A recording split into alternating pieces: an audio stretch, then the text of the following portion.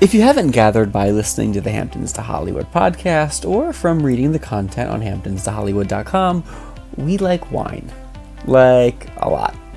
Fortunately for Angelinos, wine is at a premium in California, and the Bay Area's wine country is just a simple plane ride or road trip away. To round out Pride Month, I wanted to let you guys in on an event that not only celebrates wine, but also the LGBTQ community. It's called Out in the Vineyard, a weekend of wine tasting and revelry in Sonoma, California. The weekend goes from July 18th to the 21st and boasts a ton of activities like a pool party, winemaker dinners, a dance party, even a drag brunch. You can still buy tickets, and I really hope you do. Just head to outinthevineyard.com for more details and to grab a slot before they're all out. Hey guys, it's Kyle Langan, again, host of the Hamptons to Hollywood podcast and founder of hamptonstohollywood.com. I'm really excited that you're back, and if you wouldn't mind, I would love if you could rate the podcast, review it, leave me a comment on what you like, what you would like to see more of, etc., etc. So today's guest on the podcast is actor, MTV's Real World alum, producer and entrepreneur Mike Manning. I really wanted to chat with Mike to not only celebrate Pride Month, but also because he's been a really instrumental public figure in the LGBT community for almost 10 years. And he's had a really fascinating journey and experience. So we talked about his time on The Real World, his acting career, the role religion plays in his life, and how he feels about being an LGBTQ role model. So, without further ado, let's get into it. So, Mike, Thank you for being on the Hamptons to Hollywood podcast. Yeah, you're welcome. Thanks for having me. Yeah, of course. So, so you are your first kind of people might recognize you firstly from The Real World. Yes. Right. Yeah. Some people might. Yeah. Was that kind of your first time being in front of cameras? In front of cameras, yes. It was sort of an interesting time in my life. I was going to school for business, and I had been doing theater and acting since I was little, Wow. But I grew up in Colorado, and in my universe, there really weren't any professional actors aside from like my drama teacher. Yeah. So I and I was also into sports, and my father was in business, so he sort of convinced me that I needed to go to school for, a quote unquote big boy job. Right. So I was going to school for business, but because I had done acting and my friends knew me for doing that, a friend of mine invited me to an open casting call for Real World. And it was a show I had never watched before. Really? I did not know what I was getting into. I followed him to this open casting call, and I made him buy me lunch because I was like, that's the only way I'm going to follow you to get you on the show, and that was my goal. And the casting director called me in the room, and I answered questions that I hadn't been asked by anybody, and I answered them very honestly because it was a complete stranger, and it was kind of a relief. Yeah. Because at that time in my life I was going through some things, and it was almost like I was too afraid to talk to my family and friends, but this complete stranger who I would never see again, I just sort of spilled my guts. Totally. And they called me back, and I ended up being on the show. It's so crazy. I actually wrote about this on the blog when I first started, but I went to an open call for Real World too. Not your season, but I think it was like in 2011. You're going to make it real weird. You're like, it was actually your season. I was the next runner-up. You took my spot. No. But yeah, I mean, what was that like? What was that experience like, just overall, like looking back now? Being on The Real World was great in many ways, and then it was sort of, it was not great in other ways. I would never, me personally, at this point in my life, I wouldn't do it again because I value my privacy too much now. And, the simple things of like, you can't have a cell phone, you can't watch TV, you can't listen to the radio, just because you're on camera all the time. Right. But what it did force me to do at that point in my life is really be honest with myself about what made me happy and what made me not happy. And I was sort of given the opportunity to reinvent myself with 7 perfect strangers in a new place, like which with energy like DC, and it was really, you know, a pivotal time in my life, because I very quickly, when you have a camera on you 24/7, and you're also being basically interrogated by perfect strangers, because the nature of it is you have nothing else to do, so you get to know each other very quickly and very intensely, and it sort of, you're put into this incubator, and it forces you to really get to know yourself in ways that you never have before, and because of that experience, I think I'm a much stronger person. What did you discover about yourself? Well, I actually had, up until that point, I think I had told my parents about, I was secretly dating a guy. I'd just broken up with this girl a couple months prior, and then I was secretly dating this guy, and I had told my parents about him and maybe one friend, and not really anybody, like not many other people, maybe a couple friends. And so for me, there was some freedom in meeting people for the first time, being like, oh, I like, you know, guys and girls, and that's how they got to know me, instead of like having to change the way that they saw me. And so there's something really empowering and refreshing about that. I was also terrified. I was so terrified because I knew that, you know, something like 80 million people watched that show at that point, because it was one of the original and most popular reality shows. And so I was like, everybody all over the world is going to know a secret that some of my closest friends don't know. And so it was very scary, but I did it. Yeah. Do you still keep in touch with some of the people that you... Yeah, it's just like any experience. You become better friends with some people than you do with others. I do. Andrew was on my season, and we kept in touch for a while after the show because we both lived in Colorado. My favorite person from the show is probably Emily, and she visited me after the show in Colorado. Fell in love with it so much that she moved there. And so now she owns a gym in Colorado, and like has like a product line and everything like that. So she actually made her home in Colorado, and her boyfriend works with my dad now. So it's like all this like small world kind of thing. So those are the two that I probably kept the most in touch with. Erica I talk to once in a while. Josh I talk to once in a while. That's about it. That's so interesting. Have you ever considered, because I'm sure like all of their experiences kind of informed your perspective on who you were. Have you ever thought about like what you might have like given to them, or like how you might have impacted them in any ways? What that experience really showed me is that people are not black and white, and you have, you know, 7 at that season. It was 7 strangers picked to live in a house, you know, and everybody was from somewhere different, and everybody had a different outlook on life. But then when you sort of chiseled away at everything, we were all much more similar than we were different, and none of us really fell into a category. And that was a really nice experience to have. And I also realized what a dichotomy I am as a person. Like, I was the most religious in the house, and I would go to church on Sundays, and then I would like make out with guys, and then I would go and talk about how I used to shoot guns in Colorado, and then I would go lobby for the Human Rights Campaign. And, you know, I would have a hamburger, and then I would be lobbying for Energy Action Coalition and like going green organizations. And I just realized, like, I am sort of in the middle of all of these stereotypes. And I don't know, there's some freedom in that. And it was also just like I found a lot of common ground with everybody. Did you get flack for that kind of... contradictory? I did, but honestly, and this was 2010, So this was 9 years ago.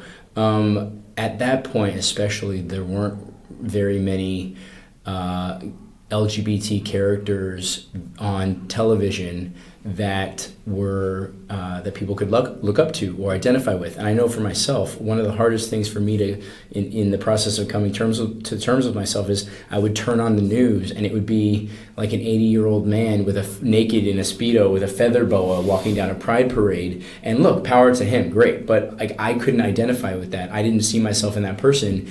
And I had not really seen many like masculine men that had similar interests as me on portrayed on film and television. I just hadn't seen a lot of that. And so the primary response that I got for being on the show was, thank you for giving me somebody that I could identify with on TV. Mm-hmm. And I got a lot of that from a lot of like younger guys my age and even older guys and some women too. But yeah, it was just like, that was a really cool experience, and it also showed me, I mean, now what that's led to is I have a production company and I produce content, and my favorite content to produce is content that shows people that shatter stereotypes, where you would look at them one way and then they open their mouth and say something or do something and you're like, wow, that's not what I was expecting. And that's the kind of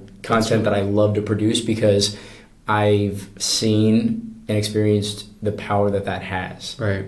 Yeah. I want to talk about your producing too, but I want to, did you, when people were reaching out to you and saying like, oh, giving you praise, did you feel a responsibility like to be, did you feel any kind of responsibility to be a role model, to be, what? I absolutely, I felt a responsibility to not get caught up in it because, listen, I went from like an average guy in Colorado going to school for business to overnight everybody knowing who I was on my campus and everybody knowing my story. And I would go to the grocery store and I'd be walking down the cereal aisle and, people would walk up to me and say, oh, hey, how's your mom? And they would mention her by name. Or, oh, how's your dad with everything? And mention him by name. And so immediately strangers became familiar with my life. And it was such a weird thing to me. Yeah. But at the same time, it was amazing because I would have bars or, like special events reaching out to me like, oh, Mike, let me pick you up in a limo. Let me give you bottle service. Let me this. And I was like, I can't get caught up in this side of things because at that point, too, one of the best parts about the show for me was I did end up working with the Human Rights Campaign, and it really made me excited about politics. And so since my mind has changed, but at that point, too, I was like, I'm going to run for Congress. Like, I'm going to be a politician now, and I'm going to do this, I'm going to do that. So I was very focused on being involved in politics, and I got to go around and speak at a bunch of schools and things, and so that was really cool. But yeah, I would say that it was really hard to not get caught up in the... So tempting, I would imagine. It was so tempting. And listen, I had fun. Like, I'm not saying that I went right to how to be a politician school, but I was very focused in what I wanted to do after the show and how I wanted the show to be a platform for me to do other things in like the activism sector and like the political sector that that was what prevented me from being Jersey Shore with the whole thing. Right. Yeah. What? So you were in college when this. Yeah. You were how old? Like 20? At that point, I was I 21, 22 maybe. Yeah. So then you graduated college? Did you graduate from college? Yes, I did. Yeah. So you were majoring in business, and then you kind of your eyes were open to maybe like the political sphere, but then you were a public figure at that point. So how did you decide like what you wanted to do after you graduated? Well, this is a testament to the power of social media. This was back before I made everything private, so my Facebook just had my name, and there was a manager from LA and I did like a short film that I had posted online, or something like that, and so there's a manager in LA who represented actors, and he found me on Facebook, and he said, I saw this film you did. I watched you on Real World. Have you ever thought about being an actor? Do you have any training? And I was like, actually, like I've been doing theater since I was little, but it's never really crossed my mind. And he said, well, I think that you should come to LA and give it 6 months and see what you can do. And I said, okay. And so I packed up my car, and I graduated. A week later, I packed up my car, drove out to LA, wow. and that was whatever it was, 9 years ago. Wow. Yeah. So next month will be 9 years. Yeah. Was it hard at first, or did you find that having that kind of It was terrifying because I knew 2 people in California that lived here. I knew 2 people, and then my aunt's family lived in Sacramento, and after I came out on the show, they sort of disowned me and didn't like me. Yeah, so that was a very negative experience. That was actually the group of family members that it was a very negative experience. Luckily, my parents and my siblings were all great, and most of my aunts and uncles and cousins were great. That was probably the worst reaction to everything, but yeah, it was scary. It was scary, but I remember thinking like, yeah, I've always gone stir crazy. When I was in college, I spent a semester in Mexico just because I wanted to get out of Colorado. Yeah. I spent a semester working at Disney World in Orlando as Buzz Lightyear and Pluto because I wanted to get, and it was an internship. They paid me, like I was being paid to go just because I was getting stir crazy in Colorado. So I've always been somebody that like, if somebody's like, jump off this, the into the river over there, and I'm like the first idiot that does it, but I'm still alive. Yeah, it's done me well so far. So I basically took it as a sign that I wanted to go on this next chapter of my life, this adventure. I moved out here, and then started auditioning. I would feel like I would have such like a chip on my shoulder almost, or because coming from getting tempted to all the the limos, whatever, and then coming to LA, like I'd be like, this is it. People like, honestly, it was kind of a rude awakening because I went here and I was like, I have a manager already. Yeah, this is a funny story. So my first ever audition was for the Red Ranger. First audition in California. I get off, get off the boat, but not literally. I get out of my car, I unpack, I have my apartment. That's my first week. My second week, I meet with the manager. My third week here, he knows the casting director for Power Rangers, so he sends me in. And I didn't know what I was doing. So I go in there and I read for it, and they say, okay, you have a callback. We want you back. Went in and went for the producers. I go in and it's a chemistry read, and it's me, and it's and they had us picked. It was us 5, like the red and blue, the other Rangers, like the 5 Rangers, and then there was another 5 Rangers, and they were deciding on which group they were going to pick, and it was between like me and one other guy. Wow. And I signed the contract, and it was more money than I thought I would make in my first year by far in Los Angeles. It was I think it was something like 8 months in New Zealand. Wow. I was like, great, I'm gonna learn how to surf. This is great. And I was like, oh, this acting shit, this is easy. Like people say this is so hard. This is so easy. And then I didn't get it. They picked the other guy, and for the next 3 or 4 months, nothing. I auditioned a couple times. No callbacks, nothing. Were you working in any other capacity, or were you? Well, luckily for the first year, I was actually in Los Angeles. I was traveling around, and I was speaking at colleges and universities about activism and voting and equal rights and that sort of thing. And so I was very, very blessed that I got to go around and that was my job. I would get paid to go and inspire people. So cool. Why not? So the first year in Los Angeles, I did that a lot. And then I would balance that with trying not to get swept up in, I'm new to, Hollywood and West Hollywood, and let's go out to the bars. Right. But yeah, and then it was funny because when I told my mom, I was like, Mom, I'm just going to give it 6 months. I'll live in Los Angeles, and let's just see how it goes. And it had been 5 months and 2 weeks, and I hadn't booked a thing. And I was sad, and I was in acting class. I took it seriously. I was in 2 different classes, hadn't booked anything. And my mom was like, well, do you want to come back home? And I was like, you know what? I said 6 months. I'm going to do 6 months. And the next week I booked my first thing. Wow. And it was like this, it was like a tiny little student film, but it was enough for me to stay. Yeah. And then right after I did that, I booked something else. And then luckily since then, I've been really, really fortunate that I've been keeping busy and I haven't had to like have a bunch of other jobs, you know? Mm-hmm. I think every actor goes through like, worked for a caterer for a while. Like sure. I've definitely had the jobs to pay the bills, but yeah, it's been pretty consistent since then. That's good. That's so good.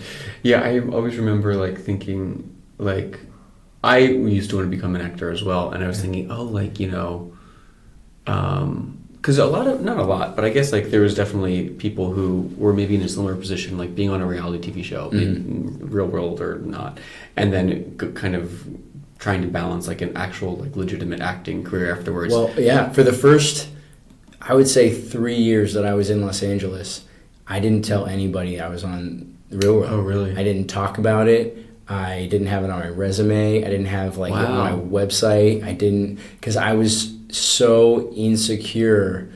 I think things are different now, but I think back then, especially, you were either a reality person or you were an actor.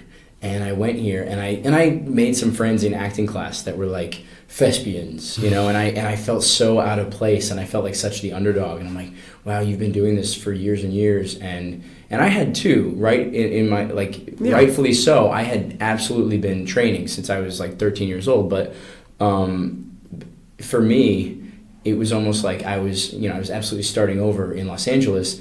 And all of these other people around me were so much more talented than me. Right. So in my mind, you know, that's what I thought. And then in my mind, I'm like, okay, well, I already have enough against me. I'm not going to talk about Real World because then they'll look down on me even more.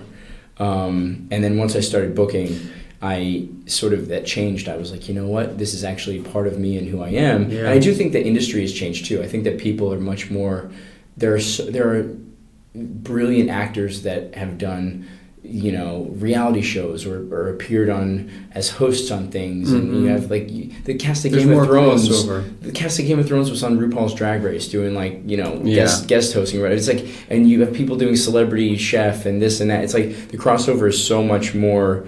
I mean, the lines are so blurred now that I think now it's like really fun to talk about. But yeah, definitely for those first like 3 years, I was very insecure about. And I think also like I would be afraid to get pigeonholed, like being like the bi guy. You know what I mean? Like, what are they gonna? I'm only gonna get like offered LGBT parts or whatever. Yeah, no, that's absolutely, it was a fear.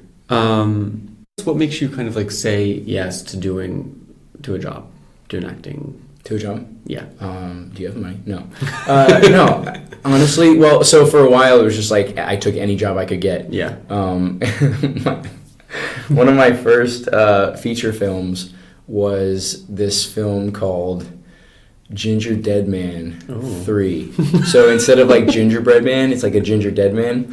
And I played this guy that's like having sex with his girlfriend in a closet, and he gets nail gunned to death by a gingerbread cookie. And it's like this evil, and I think that Gary Busey's the voice of this evil gingerbread cookie, which kind of makes sense, right? Like, if you think about it, you're like, oh, okay, Gary Busey. So that was like one of my first jobs, and it was because a friend of mine was a producer on the thing, and he was like, hey, Mike, do you want to do it? And I was like, do I get a credit? Yes, of course. And so there was definitely a point in my life where I would take any job just to sort of get the experience, meet people, feel like, you know, I wasn't wasting my time moving away from all my family and friends in Colorado. Right. Nowadays, you know, I'm definitely much more picky. Like, it has to be a good script. It has to be a good director. It has to be people that actually care about what they're making. Because there's so much crap out there, you know, nowadays. And it's so easy to pick up a camera and start shooting. Right. But it doesn't mean you should. Right. And on the flip side, though, there's just as many like great people to work with, and so I'm definitely more particular about what I do. But I've also been really lucky, you know, like we were talking about producing, and I started producing randomly. I started producing documentaries. Kidnapped for Christ, right? Yeah, that was your first one. Yeah. So Kidnapped for Christ was interesting. So I had I was just on a Disney show at that point. I was on this show called Crash and Bernstein. I think I'd done like Hawaii Five-0 and like maybe a couple other guest stars and like smaller films. But I was like making my living as an actor, and I was completely focused on that. I was like in like, you know, Groundlings and these like drama over here and comedy over here, and I was like very focused on making, you know, living, eating, breathing, sleeping, like being an actor. Yeah.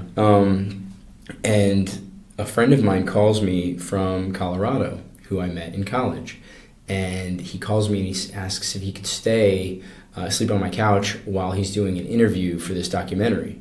And I said, I didn't even think about it. I was like, sure, cool, come over.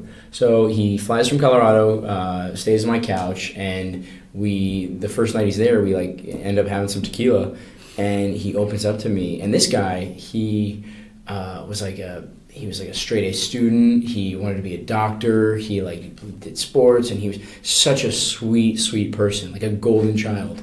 And that's how I had met him when he was like 20 or something like that. I just met him like that. When he was 17, he came out to his parents, and they had him taken from his house in the middle of the night, sent to a reform camp in the Dominican Republic, and he was like abused there for months until they got him out. And this documentary filmmaker wanted to do an interview about him for this film. So we're at my house, at my apartment, and he opens up and he tells me the story. And by the end of it, I'm in tears. I'm like, man, you're my friend, and you're such a sweet, kind human being. Like, I can't believe this happened to you. Yeah. And I said, well, I want to meet this filmmaker. And it was this filmmaker who I came to find out, she had all this footage and all this amazing access to this camp. And she had all this footage of like this abuse happening and like all this, like this footage that would really make a wonderful, impactful film. She didn't know what to do with it. She's like, look, this is my first film. I'm figuring it out. And I was like, well, I've never produced before. I'll figure it out too. And we sort of did it together, and piece by piece, like this company joined and this producer joined and this, you know, and then like Lance Bass came on board and he signed on, and then we did like this social media campaign and we raised a bunch of money, and it was this really, it was definitely like a trial by fire. Like I was learning as I was going. Which is like the best way to learn. Which is, you know, I worked with Tom DeSanto on that one. He produced like X-Men and Transformers and, you know, and working for 6 months with Tom is like 4 years in how to be a producer school. Right. And so I actually followed that filmmaker. We sold that to Showtime. And then I followed her to her next documentary. And then I started producing documentaries just because. And for me, it sort of fulfilled that political itch that I left behind when I moved here. Because it was either I was in Colorado, it was either move to DC and actually try to pursue politics or move to LA. And I chose LA, but I think making political documentaries was a way to sort of scratch that itch and feel like I was putting positive content out into the world that, you know, that would affect people. Right, for sure. With like an agenda, like a positive agenda. Yeah. What, do you have a preference of what you like to do more, acting or producing? Yeah. Honestly, I would say it all depends on the story. Yeah. For instance, one of the last films that I was involved with as a producer was this film called Gin, and the film is about a young 17-year-old black girl who it's like a coming of age story, and she is a dancer and she's popular and she's confident. Her mother is a local weatherwoman, so sort of like a local celebrity, and her mother decides to convert to Islam, and she wears a hijab while giving the news. And we see this young woman's story, the 17-year-old girl, and we see her being discriminated against for the first time, not for being black in America, but for being Muslim in America. And it was like a coming of age story about her story. And for me, I had no place in front of the camera. Yeah. Really, you know, but I met this really powerful team of filmmakers, and it was this writer-director who she wrote, it was her script, and then it was this producer, and they were like both these like badass black women that had like this film that they really wanted to make, and I was like, you know what,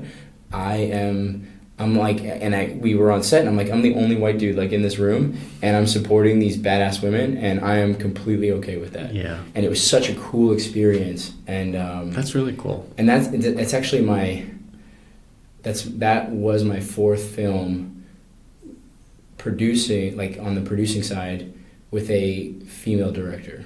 Wow. Which that's rare. Yeah, and I think it's becoming more common. But I find myself really, really enjoying supporting powerful women tell their stories, which is awesome. Yeah, which it's like, I'm like, listen, I've been supporting these women before. Since before it was cool, you know. But no, it's just I think that everybody deserves to tell their story, and there's been such a lack of those types of stories for so long, that I feel like so many of these women are just now. It means so much to them because now they're able to like tell their stories on even playing field with guys that have just been telling their men-centric stories for so long that it's weird. Like, producing has sort of made me a feminist. That's great. In a strange way, yeah, which I never thought that I'd say, and I don't think I've ever said that out loud until just now. Getting the scoop. Yeah, there it is. When going back to Kidnapped for Christ for a second, so you said you were religious growing up, and what was that kind of the process of making that like for you, who identified as being LGBT but also being like religious, and the content of the film is based upon like, you know, converting someone because of religion. Like, how did you kind of grapple with that? Yeah, like, what was that like?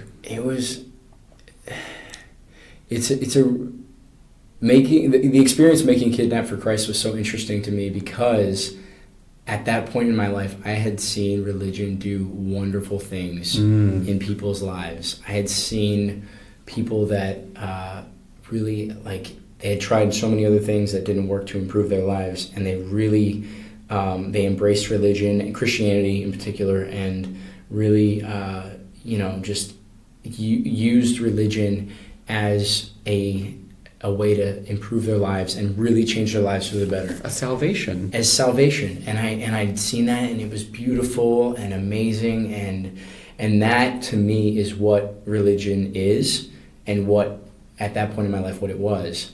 And then to be a part of this film, Kidnapped for Christ, and learning about Christian, quote unquote, Christian conversion therapy camps, and also just to be a part of the LGBT community in a very open way for the first time, and seeing sort of the hatred that came towards that community, especially at that time, from the Christian community to the LGBT community. I was sort of like in the middle, and I felt like I wanted to scream, because I wanted to scream at the LGBT community saying, look, not all Christians are like this. Yeah. Like so many Christians are amazing, amazing people. I wanted to scream at the Christian community saying, like, look, not all gay people are like this, and like you need to call out these other people that are creating a bad name for everybody because they are hurting kids in the name of God, and like you need to like take care of that. You know, it's your responsibility.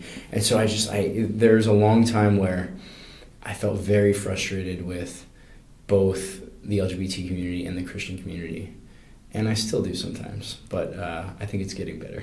What is your relationship with your religion like now? I still go to church, not as much, but I still go to church, and I still have friends that I made in church. Do you still identify as being, were you raised Catholic or? Not Catholic, no, just Christian. Okay. I was raised Christian, and it was weird because in my family, I was always, like I first became part of the church in middle school, in youth group, because a friend of mine brought me to youth group. So it was something I sort of discovered myself, and it was never forced upon me. And that's why I think I liked it so much and I cherished it, is because it was something I discovered, and it was something that I valued, and it was a part of my identity, rather than somebody that just grows up going to church and has to sit there and like, you know, zone out while they're reading hymns. Yeah. So it's still an important part of my life. Maybe I have other important things that, you know, I find that balance, but yeah, I definitely still identify as a Christian.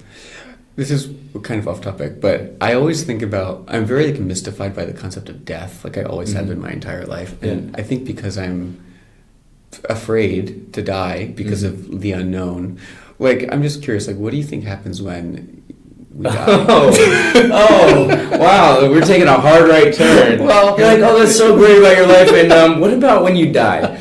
Oh, shit. I really think about it like all the time. I don't know why. You do. You know what, I think that there have been too many coincidences in my life and things that have happened that have been connected to certain people for me to believe that we are all not connected to some higher power. And I mean, you know, people might judge me for this, but like, do I believe that, you know, some of that stuff in the Bible happened? Like, you know, this guy was swallowed by a whale. This guy fit all these animals on a boat. This guy did this. Do I believe that everything happened exactly as it is in the Bible? Probably not. But do I believe that we can take the Bible and use those lessons as metaphors and apply them to our lives?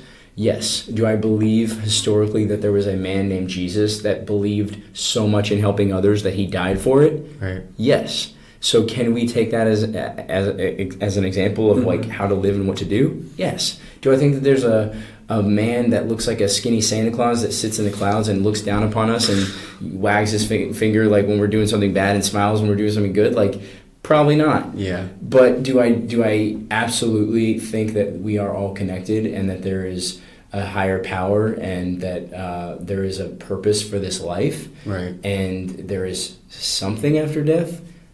Yes. Yeah. How do you justify the free will versus like fate? Or like do you believe? And I'm only asking you these questions because I think it's important for someone who identifies as LGBT and also as religious to get your perspective on it. Yeah. Listen, I think that. Damn. Sorry to put you on the spot. No, you're like, let's just move this recorder a little closer. And is everybody hearing the hesitant, the nervousness? No. Don't be nervous. I'm just going to pretend to pass out and get out of the rest of this. No, I honestly, I think that... because I think there's a kind of a part, like both. I'll tell you this. If there was a way to ignore... if there was a way to create your own fate, if it were completely up to you making your own decisions, I would have prayed the gay away so many times, and in some ways my life would be easier. But I wasn't able to do that, and I do genuinely think that I am created the way I am for a purpose, and that now, looking back, like I would not be a fraction of the human I am now if I was able to take the easy way out and to change myself to conform to society instead of being forced to go on that journey of finding my own place in society as I am. Yeah. And so I think that maybe there's fate, maybe there's, maybe it's all free will, maybe it's a combination of both. But I do genuinely believe that, that there is a purpose for a lot of us, and we only achieve that purpose when we decide to be ourselves and to not try to conform to the plans that we think society has for us. Yeah. That was well said. Yeah? Okay. All right. Makes sense? For sure. Yeah. Don't worry, we'll be right back. If you haven't gathered by listening to the Hamptons to Hollywood podcast or from reading the content on hamptonstohollywood.com, we like wine. Like, a lot. Fortunately for Angelinos, wine is at a premium in California, and the Bay Area's wine country is just a simple plane ride or road trip away. To round out Pride Month, I wanted to let you guys in on an event that not only celebrates wine, but also the LGBTQ community. It's called Out in the Vineyard, a weekend of wine tasting and revelry in Sonoma, California. The weekend goes from July 18th to the 21st and boasts a ton of activities like a pool party, winemaker dinners, a dance party, even a drag brunch. You can still buy tickets, and I really hope you do. Just head to outinthevineyard.com for more details and to grab a slot before they're all out. I was thinking about, I think the first thing I ever saw you in act in was, and I didn't even know you were in this movie, but I went to like a press screening of, what was it called? Oh God, it was about, like, it flipped there was a female protagonist and it flipped the gay and straight world. Love is all you need. Love is all you need. Yeah. Female writer-director. Yeah. And didn't you have wasn't your character kind of religious in that movie too? I was essentially like somebody the modern day equivalent of like a Westboro Baptist Church member with a megaphone screaming that was all the straight people are going to go to hell. Right. Which was it was really an interesting movie. It was really cool. It was and it was an interesting character too. I went home every night like kind of sick because to get into that character you do a lot of research, and there are people that live like that all the time, right. And they you still have people carrying signs like the God hates fags and this and that, and that was who that character was based off of. So yeah, that was a tough. But I'm glad you liked the film. It was really great. Yeah, and I was watching. I was like, oh, there's Mike. I know. Yeah. What about, like, do you find it difficult to, when you're playing a character like that? That's hard to get, or that's a difficult character. Do you find it hard to shed that at the end of every day or at the end of filming, or do you find that some of your characters like stay with you still, or? Yeah. There are definitely some characters that that you basically show up on set, you be yourself, and then you try to be open and present and work with the other actors, and then you leave. And then there are other characters. Like on Major Crimes, I took a girl hostage at gunpoint, and I'm in the middle of a field screaming at everybody, and I have this gun to her head, and I killed somebody earlier in that episode, and that was definitely that was a tough character to shake. I would go home and I'm like, wow, like the adrenaline's through the roof, and right. But then that's hopefully something I'll never have to do in real life. A few of those. There was another film too that I did. It was called Delirium, and it was a horror film, and I was the lead. But it was a story of like 5 guys that go into this haunted house, and then they're locked in this house, and it starts playing tricks with their minds, and there's a ghost and everything. And with that film, we shot on location, and we shot mostly night shoots. So we would sleep during the day and then shoot during the night at this mansion in Northern California that's actually considered to be haunted. And we would one by one I watch my friends die and all this other stuff, and I'm crying and I'm upset, and so that movie I think we only had, because it was an okay budget, but it was still an indie film, so I think we had like 3 weeks to shoot, and at the end of those 3 weeks, not only was I nocturnal because I was staying up all night, but I was just like, man, I feel like I went through war. Wow. I feel like I went through war. I actually just did a war movie. Really? That'll come out, I believe, at the end of the year, called D-Day, and in that movie, it's a movie about World War II, D-Day, and that was a tough movie to do too, because that was getting to that place of like going to war, which nowadays is becoming more and more of a possibility. Seriously. Which is kind of terrifying. Oh, you worked with like some really cool people too. Like you've worked with some really seasoned actors before. Like, do you have any where you were a time that you were most starstruck? Well, I just did a movie, and I haven't talked about this in an interview yet. I just did a movie called Son of the South, and it's Barry Brown and Spike Lee, and it's a film about the sort of the birth of the civil rights movement, but it's through the eyes of these like young white college students. It's a really, really interesting story. So Brian Dennehy was in that, and Cedric the Entertainer was in that. Wow. And a handful of other great cast members. And that was probably one of my more fun projects I've done to date. I'm very, very excited for it to come out. That's really exciting. Yeah. Congrats. Thank you. Yeah, I just I interviewed the writer of BlacKkKlansman who did Spike Lee. Spike Lee directed BlacKkKlansman, and there's a parallel connection. Yeah.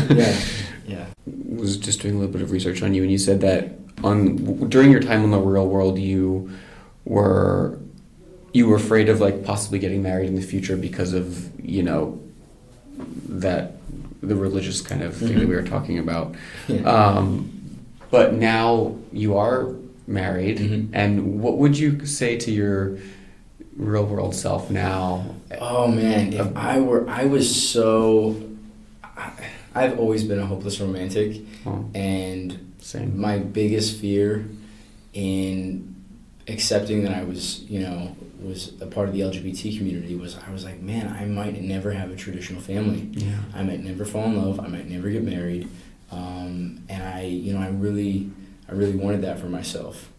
I wanted the house and the yard and the dogs and the white picket fence, and I still want those things. yeah. You're like still. But I am happy to say that I've got some of that now, and it just the person I'm holding hands with looks a little different. Has a little more facial hair than maybe my earlier imaginings. Yeah. But yeah, it was like that was one of the things that I was most afraid of, is to not be able to achieve those things, and I have that now. So would you kind of reassure your and what I would do to that person is I would go up to him, I would shake him, and I would say, stop worrying about everything. Yeah. Stop it. Because, and I still do this, but like 99% of the things we fear never end up happening. We spend so much energy just going through worst case scenario after worst case scenario in our head and rethinking, oh, I should have said this, I should have done this, I'm living with so much regret. And I would just I would tell myself, if I could say one thing to myself, 10 years ago, it would say like, listen, man, just take a deep breath and calm down. Like, it'll all work out. Yeah. Stop stressing about what you can't control, and then try and control what you can, and then just trust that like you'll get through it. Yeah. Yeah. That's great. It's good advice, and hearing myself say, to hear. I need to take that today. Right. I still stress out today. Exactly. So we're gonna be doing like a recap, like a reunion interview 10 years from now, and you're gonna be like, Mike, what would you say to say the same thing? You give yourself the same advice. Yeah. But well, great. Well, thank you so much for doing this. I don't want to take up all your time. Is there anything else you'd like to add? If I am able to plug anything, it's if people like on everything on social media, I'm like just Mike C. Manning. Yeah. And if people wanna, I'm still producing, I'm still acting. So if they wanna keep updated on some of the projects I have coming out. I also recently just started a chocolate company. Oh, I've heard about that. That's right. Yeah. Yes. So I just started a nude chocolate company. Okay, yeah. I saw it at Steve's gym. Yeah, exactly. So it's because so many chocolate bars have like preservatives and other things, and this is just like no added sugar, just like nothing but the chocolate, and like we also have reishi mushrooms and other herbs in the chocolate. So right now we have the Mind Bar, the Body Bar, and the Soul Bar. Oh, I think I'd be very into this. Yeah, and it's 70% dark chocolate. Perfect. And each one like has different ingredients in it for different benefits. So like the Soul Bar, for instance, has like lavender, chamomile, and tulsi, and like a lot of these herbs that you hear about when people make tea to like calm down. But now we just put it in chocolate, and then like the Mind Bar has like kadiwaba and ashwagandha and ginkgo biloba and like for mental clarity and focus. So like each bar has different things. Yeah, this is. You should check it out. Yeah, I will. I'll bring you one for the next interview. Yeah, for sure. When did you? Is that it's like officially launched and everything? It's officially launched. Where can people get it? We have our website is eatnudebars.com. That's eatnudebars.com. Don't go to Nude Chocolate because that's a very different website. We had some people make that mistake. I was like, oh, I'm so sorry. I think it was like an aunt of mine. That's like, amazing. I tried to buy some of your chocolate, and those are things I can't unsee. Whoops. But yeah, so it's eatnudebars.com, and we're gonna do like a whole line of stuff, and it's just something fun to do on the side, and just to that's really exciting. And so I'm doing it with two friends of mine, Matt Postlethwaite and Scott Postlethwaite. No relation, which is weird. That is weird. Yeah. But so Matt's an actor and Scott works in real estate, and he has a business, and we just came together and we're like, hey, why don't we start a chocolate company? Oh, that's so cool. Yeah, I'll definitely try that out. Yeah. Cool. Please do.